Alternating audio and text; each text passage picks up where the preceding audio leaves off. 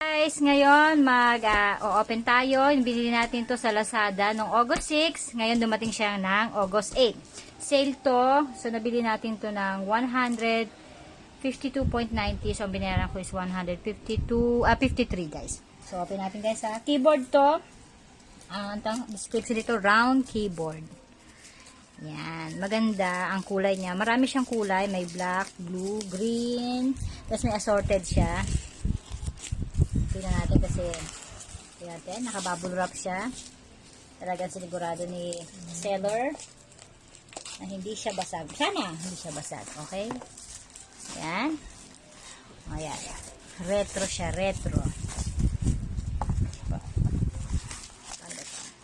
Buksan natin. Wow! Ang ganda ng kulay niya guys. Green. Mint green. Ang ganda. Ayan. So, bili na kayo guys. Sale to. Ilalagay ko sa description kung anong shop siya. Ang ganda. Kompleto siya. Round talaga. As in round na round. Ang ganda, ang cute. Malambot yung mga keypads niya. Mamaya itatry natin siya kung lahat gumagana sa laptop.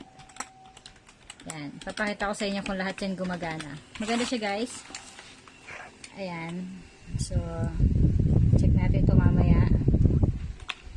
Okay. So, mamaya guys, papakita ko sa inyo kung gumagana ito lahat.